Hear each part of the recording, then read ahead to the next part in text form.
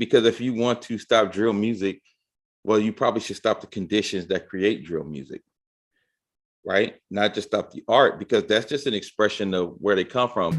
Let's embark on the Arc Republic to hear current news that's published. More than gossip and chatter, covering current affairs that matter. We talk issues with professional views, all keeping you in queue. We wanted a higher vibe for these days and times to free the voices and minds, reporting the sign of the times so all can build. Let's shine, yeah. We've been dealing with a lot of heavy topics over these weeks that are needed.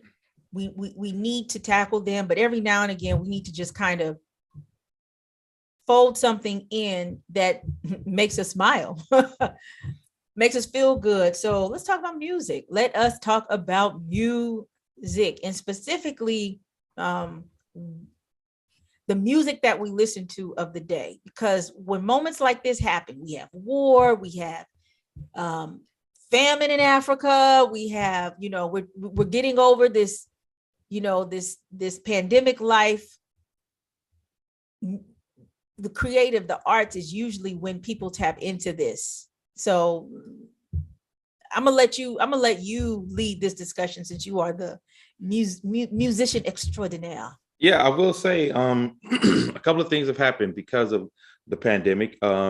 There is kind of a musical renaissance that happens after something like that happens, because people do get really, really creative. The artists who already were working get a lot more creative, and the people who decided to be artists during the pandemic become very creative.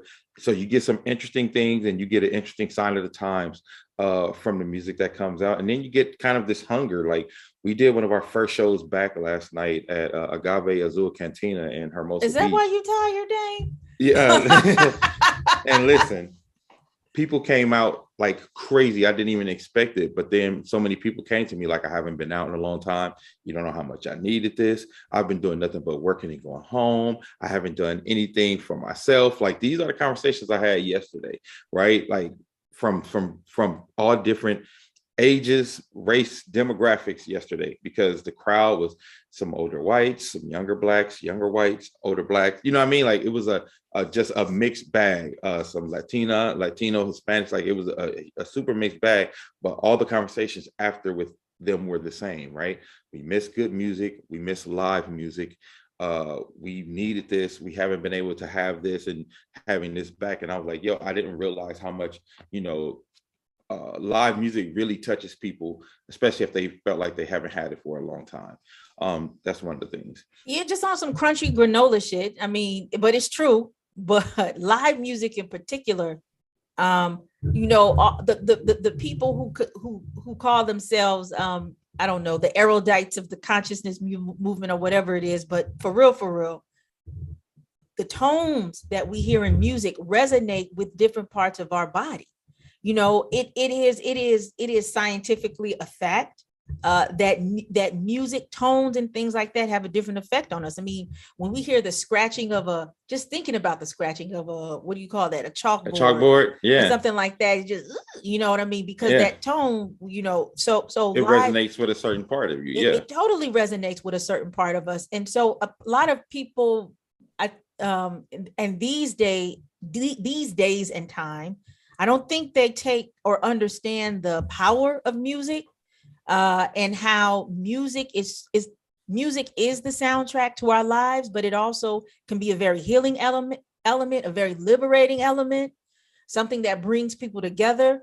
You can actually, I mean, this we're talking about this information war, but you can embed a lot of messages within the music.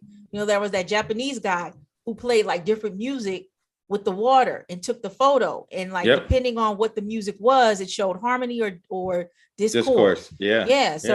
So I read, it was, I'm not gonna lie, I just read the headline because I was like, yeah, it makes sense. It said that, I think it was, what was it? Maybe you posted that. Did you post that? I did. Yeah. Okay, I posted old music now makes up 70% of American consumption.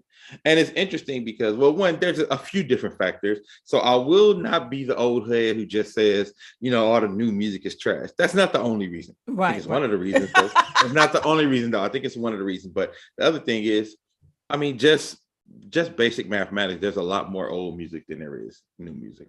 And there's a lot more folks who connect with the older music than the new music. So that's kind of gonna happen. But also I think some of it is like, you know, you talking about the connecting to the music, because I've talking to a lot of younger artists and been having these conversations, and they have been having a hell of a hard time trying to figure out how to make their music connect in the way that our music connected to us, right? Like they look at how if I'm at a party and I play Daz Effects and people are like, oh shit, you know what I mean? Like if we do exactly right, like I'm just kidding.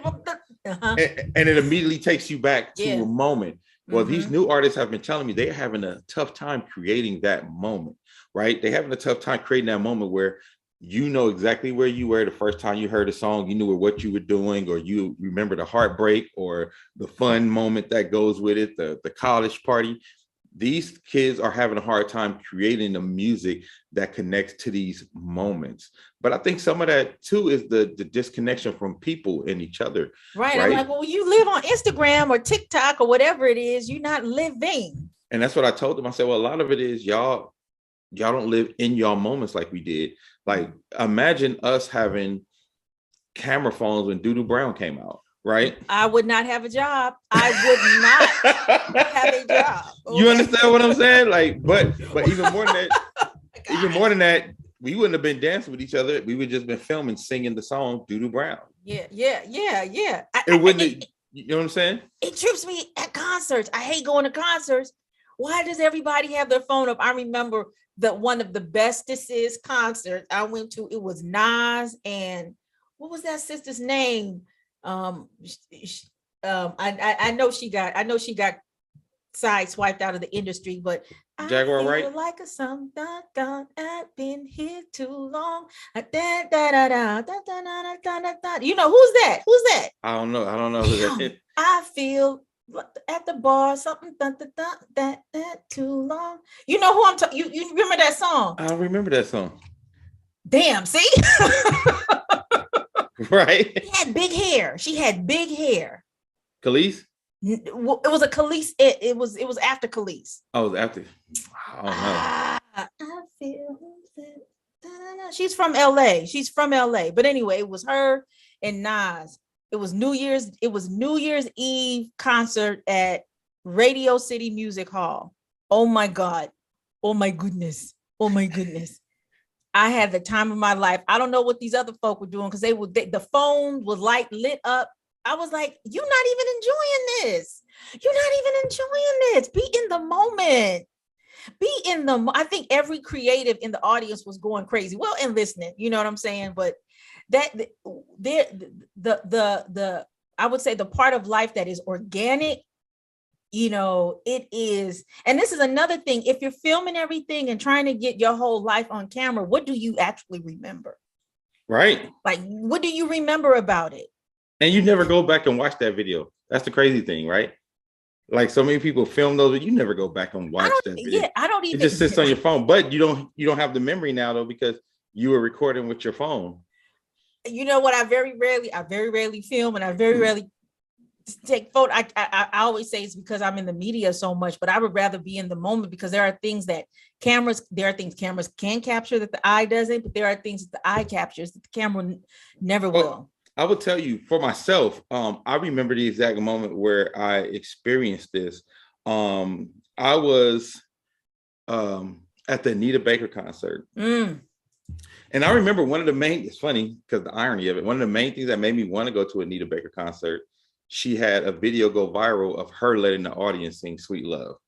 And somebody got on the camera phone and the whole crowd sung the entire song in key. It was beautiful. It gave you chills, like Black folks being Black folks, right? Like singing the whole song. And you like, you know, either they cleaned up to that or they mamas cleaned up to that. And it was like a bridge of like older and younger singing it. So I'm like, I got to go to the concert when it comes to LA.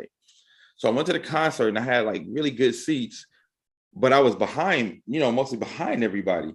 So I was like, I'm not pulling my phone out for this concert. Like I had made a conscious decision, like I want to watch the show and I want to remember it for myself. And I remember sitting there and it was literally me and everybody else like this. And I was looking around like, yo, this is crazy. Because that's the first time I really noticed how many people aren't really just like in the moment watching the concert. Because again, when you go back to before, if you're at a concert, you're up front, you're in front of the stage, you're engaged, you're paying attention to what's happening. Mhm. Now, if you're up in front, you're like, oh, I got the best seats to give the best live. So you're like this. So you're not really engaged in the show and what's happening. You're not participating. You can't wave your hands in the air because you don't want to mess your video up. Yo, that's so whack to be in the front seat and taping at the same. That is the wackest, craziest, most insane thought. I just don't get it.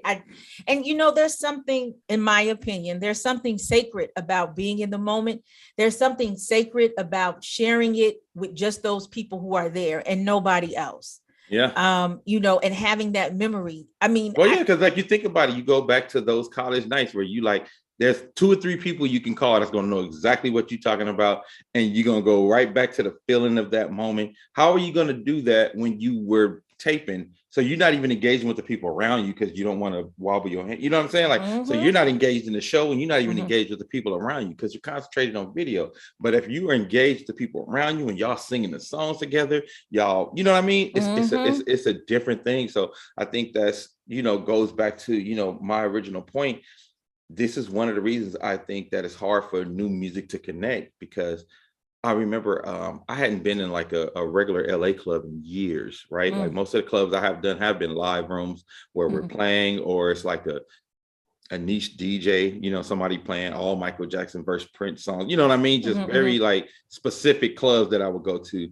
And one night I had a meeting with a friend who worked at BET, and he told me to come to a club because he was filming something there. So I'm like, all right, I'll meet you there. And it was one of them straight on Hollywood Boulevard clubs. So oh boy. Yeah, you know what I mean? So Hollywood. Hollywood. I remember those days. So you go in and I'm looking, I'm like, yo, the dudes aren't dancing with the women. The dudes are all in the booth with their bottles, filming themselves with the bottles, dancing with each other. And the women are over here filming themselves, singing the songs. And I'm like, yo, there's no more of that. Like, yo, it used to be like, oh, it's a pack of girls over there. It's 5 of us. It's 5 of them. Let's go. Well, that depends. It might have been an LGBTQ IA crowd. But it wasn't. But it wasn't. It was a I have no game crowd. Yeah, how can I say this? I mean, I deal with students who have anxiety of interaction. Like they have anxiety when I'm in the classroom and I'm asking them just a question about something they read, or just about life, or let's talk about this. You could see them clam up, and students have told me it is uncomfortable for me to ask them a question and they respond. And I said, well, what makes it uncomfortable? They were like, well, you know, I usually don't engage like that. Usually the teacher just talks or blah, blah, blah, whatever. But this is part of this era, you know, where people are disallowed to experience and exist in a very organic mode. When you are always on this goddamn phone, it is performative. There is this theorist named Michel Foucault. And so Foucault had this theory called the panopticism or panopticon, and it was based on a prison. And the prison, it was a new European prison. This is in the 80s, late 70s, 80s. And it was like a cylinder in the middle. And then this is where all the security guards were and everything. And around it were all of the prison cells. There were no actual cell doors. Everything was like polyglass. So you could see everything that person did, and the lights were always on. So it creates this idea that you are always being watched. When you are always being watched, you act a certain way. You are always performing. And so this thing is about performing. So what do you do? How do you exist when you are not on stage? I don't think a lot of these kids know what that is like, to not be on stage, or when they feel like they don't have to perform, perhaps because they're not in that mode consciously most of the time. This is when they get into these states of depression or not feeling visible.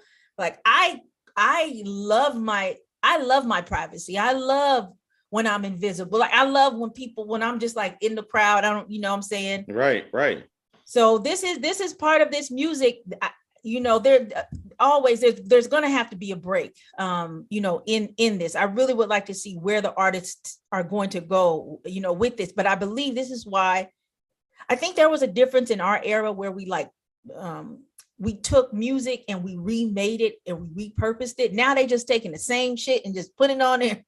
Like literally singing the same song. Singing the same song. I'm just gonna sing the same song, add a few extra drums. You're Yeah, right. I'm like, where they do that at? You know what I'm saying? Yeah. Well, I think what you're gonna start to hear, and not, I don't know if it's gonna be a mass thing, but I think you're gonna start to hear more soulful music. And I mean that in every way, right? More soulful in regards to instrumentation, more soulful in regards to the things people are talking about. Because we are actually now living in a time where there's substantive things to talk about. When I think for a very long time, it really wasn't. There weren't real, there was no need for what's going on to be made. But now we are in a place where after George Floyd, Ukraine, Russia, war, now what's going on is going to need to be made, if that makes sense. Yeah, no, it definitely is. I think people our age are going to be doing some what's going on too. There's a lot what is going on. So, so just lastly, I just want to get your take. This is old news, but this is old news within the continuum of what happens to Black music. So, this was like some weeks ago, the NYC mayor tried to ban drill music on social media.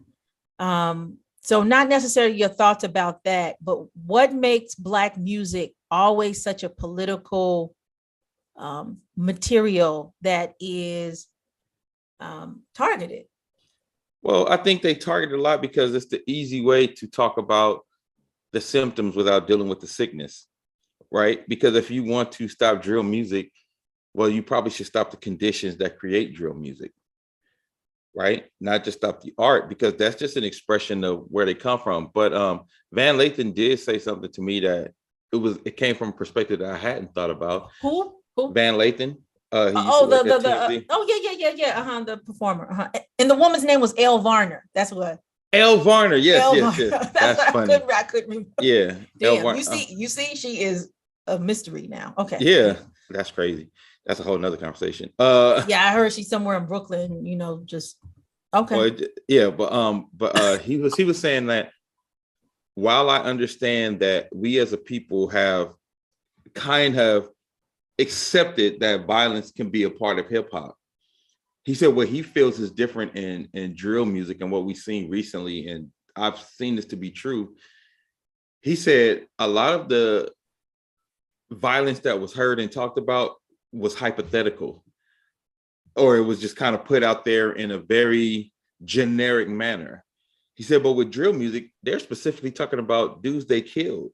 And they're specifically talking about the brothers and families of people. He said, so it's like what they're doing now is actually having real time, real world repercussions because of the music they make. It's like when you talk about NWA, it's kind of in the ether because they never said a specific gang in NWA records. They never said a specific, like we against them. But with drill music, it's basically like I beef with this crew, and then somebody in that crew gets killed. You know what I mean? So and I was like, that is a little different than what we have experienced in the past. So yeah, so when I found out about the foundation of drill music and what it's done, it actually culturally is it's very like indigenous. It can be very Native or African. When you defeat an enemy, it's a public celebration. Anything, I've been saying this, anything out of context becomes profane and vulgar, and it becomes misused, right? And so this is in no way, this is, of course, like, oh, let's have sympathy about what's going on. But I think what we do in our practices, we feel like we have gotten away from ourselves, but sometimes we are more of ourselves. It's just out of context. Like twerking took a big hit. Twerking is such the most goddamn African thing. Some ass shaking. 100%. 100%. 100%. Some booty cheeks flipping that is so African, but it had out of context. It's vulgar and profane. Within context, the idea of gyrating your hips is great for reproductive. It's actually, it actually is part of courtship, or it's an expression. There's so many different aspects of what that is. And also it's also a physical skill to be able to make your one part of your body move and the other part still.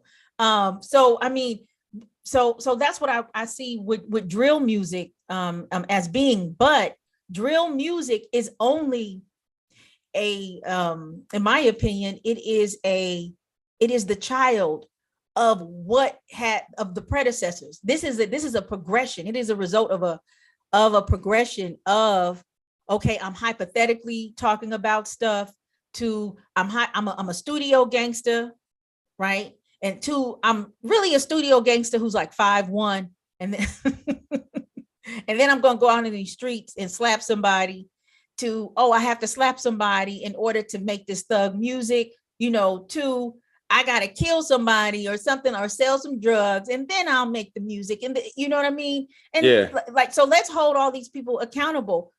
I thought it was really interesting that Jay-Z comes out. Was it Jay-Z? Who's the people who came out and said that music should not be used in order to charge somebody in court?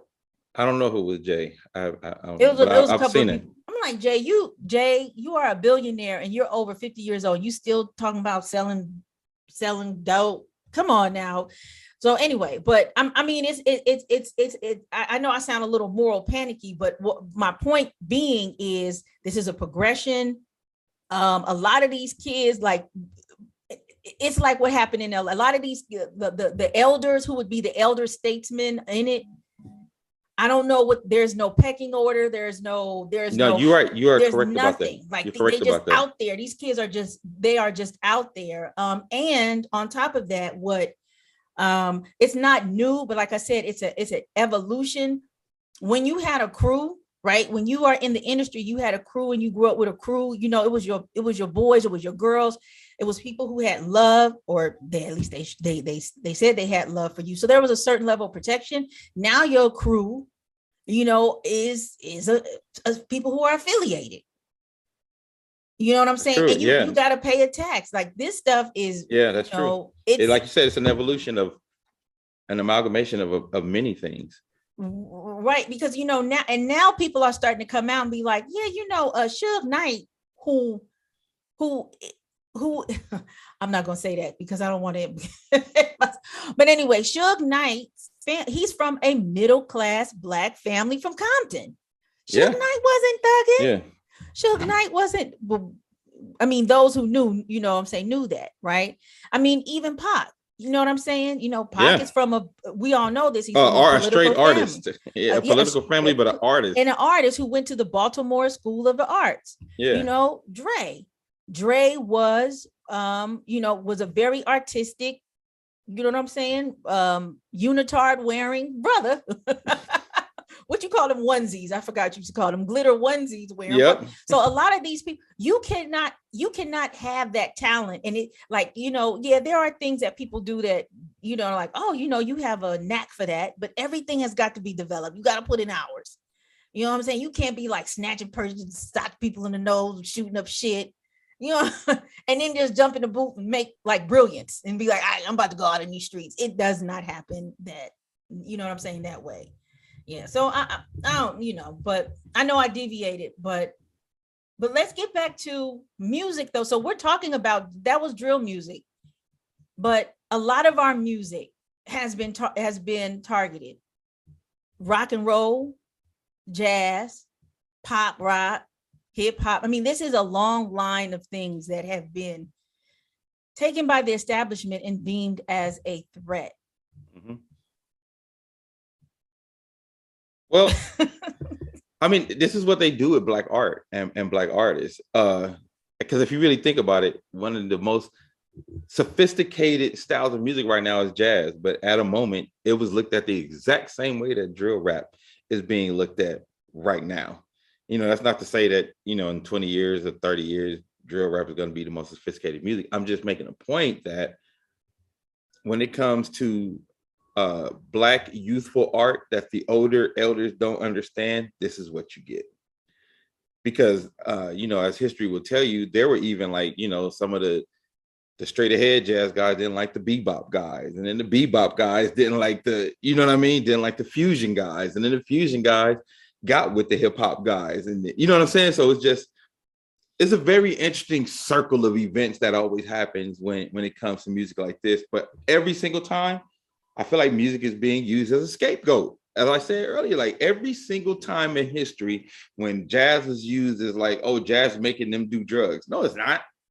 You know what I'm saying? Drugs is making them do drugs. It's like jazz is a part of that culture now, but it's not you listen to jazz, I want to do smack. That's not really how jazz works. And this is the same way, like gangster rap. Like we didn't listen to gangster rap, well, some people did.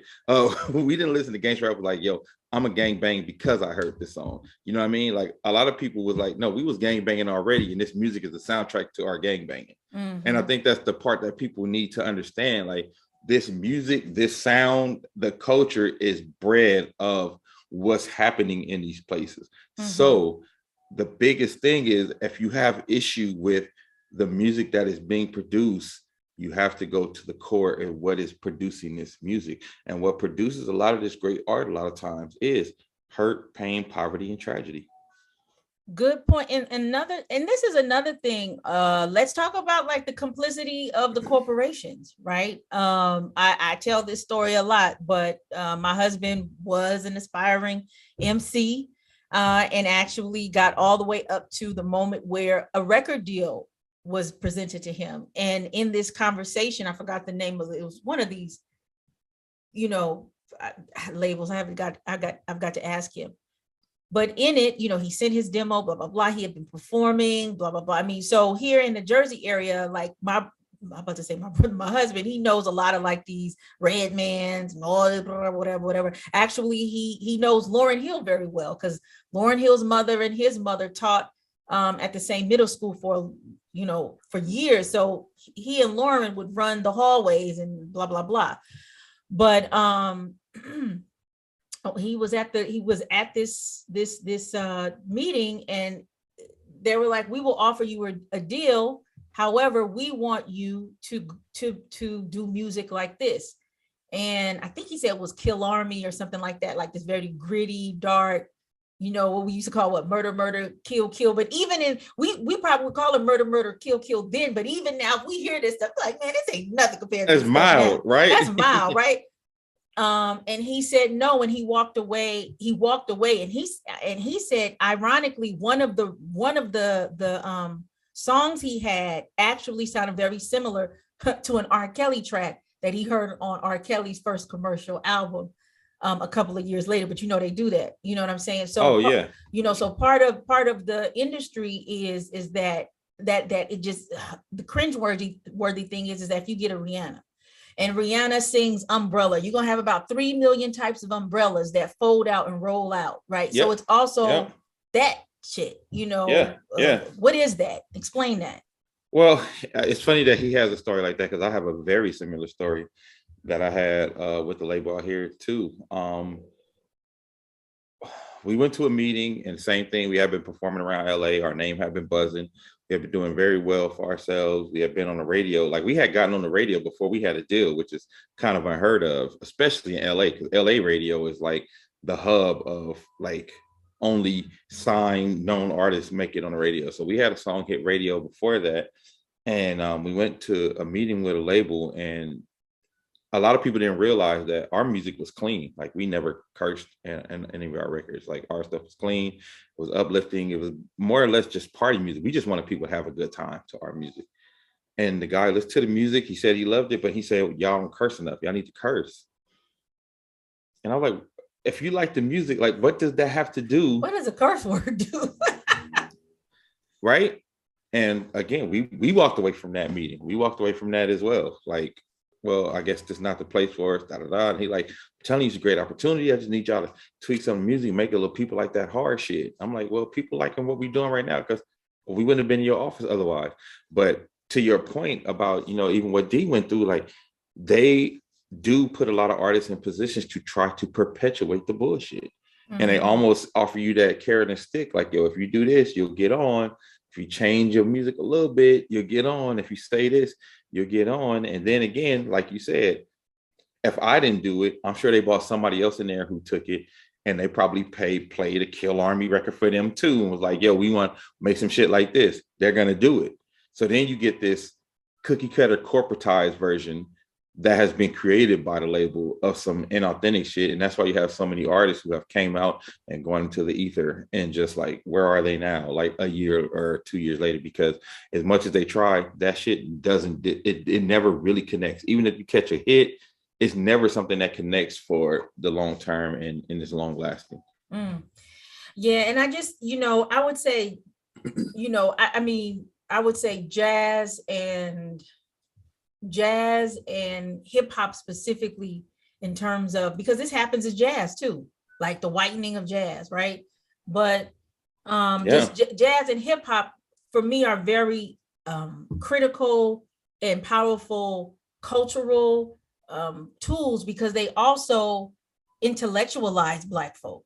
You know what I'm saying? It was these were jazz and reading and talking about things of the world went hand in hand. You know what I'm saying, with smoke some weed, whatever. But it was a very intellectual. It was a very intellectual music, and you couldn't just play and perform. Also, I would say jazz also was a world music. So people travel, people traveled, or people came see you. Hip hop did that too. If you talk to MCs, and hip hop is just not MCs, right? So to be a producer in the early stages, your grasp at music have to be prolific. That's why DJ Jazzy Jeff right now can go and kill a session with his eyes closed. His stuff, I listen to his stuff all the time. You had to be prolific, but also if you were an MC, a lot of older MCs talking about reading the dictionary, which of course comes to this connection of Malcolm X. And if you read the autobiography of Malcolm X, so you have people who are involved in religious dogma, who are trying to better themselves, who are studying things, who are, so there was a whole culture of this intellectual culture that is not practiced, in my opinion, today. That this, even if you was fronting, you know what I'm saying? Right. If you was fronting, you know what I'm saying? You were pressed to know more and to do better, to 100%. Grow your vocabulary. 100%. Right. Thank you so much for tuning in to Arc Republic. If you like what you see and you like what you hear, you can actually keep this mothership going. How? You can make a tax-deductible donation in several ways. One, Cash App us at Arc Republic Media. And you can also go on our website, arcrepublic.com/donate. As well, you can also donate to our fiscal sponsor and our sister organization at Black Farmers Index, that is Cash App, or also go onto their website, blackfarmersindex.com. We are two Black women-owned media organizations who share our profits so folk can thrive. I'm working on this theory and saying that honestly, hip hop has been very gender fluid, if you really want to kind of think about it. But I'm gonna talk about that on later. It's so crazy that you say that. Really? Because I literally was like having these thoughts yesterday. Really? Yeah, because if you go back to even like the Salt and Pepper, like we were one of the first musical places where women were able to basically say whatever the hell they wanted to say about sexuality, move how they wanted to move about in regards to sexuality, and it wasn't an issue. And use a very masculinist performance too. For a woman, you had to compete on the level of men. Thus, you had to perform in these what will be considered masculine energies. However, though, it was seen as something attractive by a lot of men. 100%. Okay, when a woman could do that, I think people when people finally accepted that Queen Latifah was a lesbian, it might have just hurt some people's feelings. Right, because we thought Dana was fine back in the day. Okay, from what I Dana was, she was a little fluid herself. But anyway, so So this is what I'm talking about, the gender fluidity in hip hop that we don't acknowledge, but it also, you know what I'm saying, goes on the other side. For example, go ahead. Go ahead. I'm listening. No, I'm listening. No. I was gonna say because you're right about that, because there was like when you talk about the gender fluidity with I'm losing my train of thought. Go ahead. No. Okay, no, I'm sorry I stopped you. That's okay. No, I was just we were talking about Dana Owens, but but but but I was saying that it happens on both sides, right? So even what I mean, even the there's several things. The guy let me see. I'm trying to think of some gender fluid things in terms of from the male perspective. First of all, biker shorts, that trend was very gender fluid. And dudes was in them. We was in them. We was in biker shorts with suspenders. Yes, indeed. Yes, indeed. We was in them. Yes, or even you go back to like the outfits they had on the Message. Yes, yeah. Oh my goodness, yes. I mean, even like it was true. People had on eyeliner. You know what I'm saying? The eyeliner, the gloves. You know, there was a lot of experimenting in hip hop in terms of how do you present yourself. That totally crossed the lines, especially when during the Eddie Murphy Raw phase with the tight with the leather tights and the straps, it was very Prince. And as we know, Prince was and he called himself androgynous. Yeah. So like even these androgynous identities. So it goes both ways. I mean, hell, even a damn Jerry curl. Come on now. With the sides pinned like a girl, you know what I'm saying? With the shag, with the long hair. Come on, man. So I'm working on this theory in terms of gender fluidity in hip hop, but how it becomes disruptive, right? Because now it goes from this progression of this is very rudimentaries, and this is not a what do you call this? I'm not calling out anybody, right. But the first memory that I have this is okay, this is not gender fluidity, but this is in the conversation of the disruption of understanding. But because KRS-One's that line, Roxanne Shante is only good for fucking. 2, we don't need them hoes. This is strictly for my homies. To fuck them hoes, it's all about my homies. 2, it's just my homies, and I only am with the girl to satisfy certain sexual needs. That is a very interesting kind of trajectory that's going on. It's very Romanesque. It's like in the Roman era, the only time that the soldiers and the men were really around women, the soldiers, was when it came to procreation. Everything else was in the company of men. So this is a really kind of very interesting space we're in. I'm just for people, food for thought. Yeah. No, you're right. That's crazy. And so this is what I was going to say too. I was going to say how you talk about it works on both sides. The things that we talked about sexually that were deemed like, like misogynistic and exploitive to women. It wasn't viewed like that back then because women and men talked about it in the same thing, and it felt like they were on equal footing back then. That's a good point. Yes. Oh, yes. Yes. You know what I mean? Yes. Oh, yes. Because you had, Dreams of Fucking an R&B chick, and then you have Lil' Kim come out with the female version, and it was like, yep. It was just like, yep. You know what I mean? Like, but we say this though. There was much more of a representation. Yeah, the bigger male representation. It was 100%. Yeah. No, it was a bigger female representation. It was back then there were more women MCs, at least commercially. And not only more women MCs, but more women MCs who did different things. Yes. Because you had the sex pot, you had the conscious rapper, you had the party rapper. You know what I mean? So it was you had the street rapper. So it was a bigger picture exploration of Black female rappers back then. Right. And just I would just say hip hop was so more it was so more diverse, and it was so much more expansive and multidimensional. I think that's the word that I want to say. It was multidimensional because a lot of people, I always say, I always, say this, and I've become more refined in it.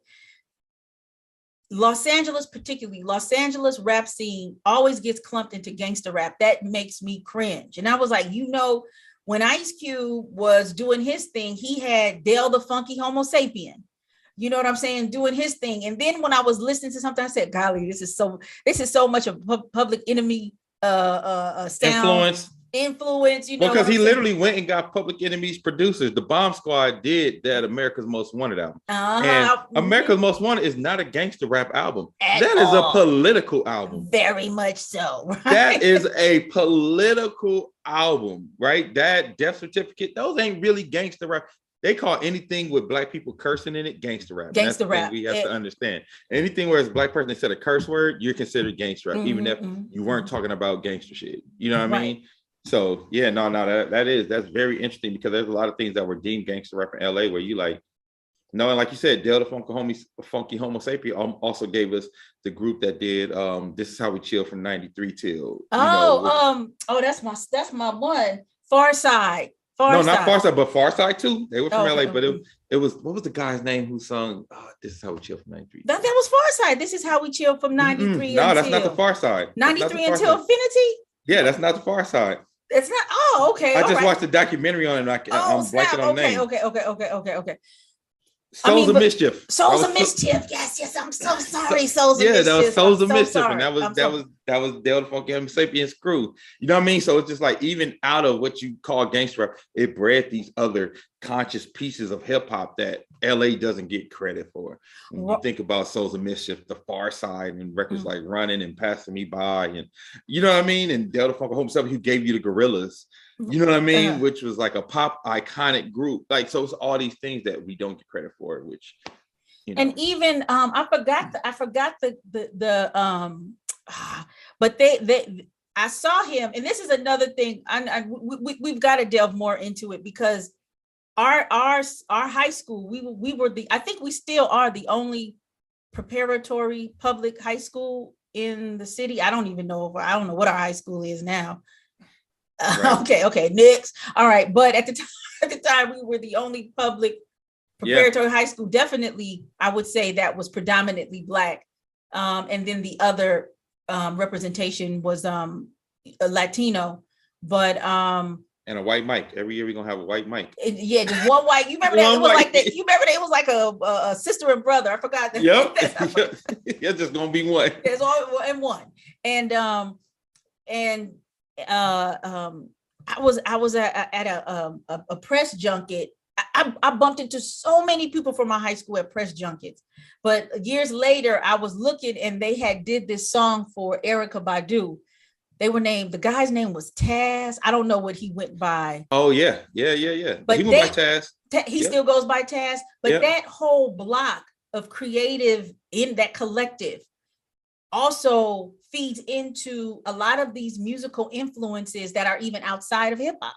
Absolutely. Right. That we don't even know about. I would like to, well, yeah, because you get the Kamasi Washingtons and Terrace Martin. We haven't even got to the jazz. And because Kamasi and Terrace did To Pimp a Butterfly. They produced most of the album for Kendrick. Oh, really? Yes. If you listen to that, I didn't know that. That's Kamasi and Terrace. Did not know that. Because, my students, I tell them, I'm from LA, but they were like, do you know Kendrick Lamar said I probably whooped his little ass at Campanella Park in Compton when he was young, whatever. I did not know that. Okay. Yeah. I'm sorry. We are totally getting into this. This is actually what we do in the pre-show, but I'm glad we did it in the live show. Let's wrap this up. Yeah. We have been talking and talking. Thank you so much. I needed this reprieve. Your last thoughts are always to you. Just, hey, everybody, let's love on each other. Let's love on each other, and let's find that space to give Black women the platforms they deserve and the pedestals they deserve. Let's love up on men as well, and give men the platforms that they need and deserve in order for us to explore our dimensions of selves. So we both need each other to do that. Yep, that's right. That's right. Yeah. And salute to your wife. Salute to your husband, man, for real. Ashe. All right, we out.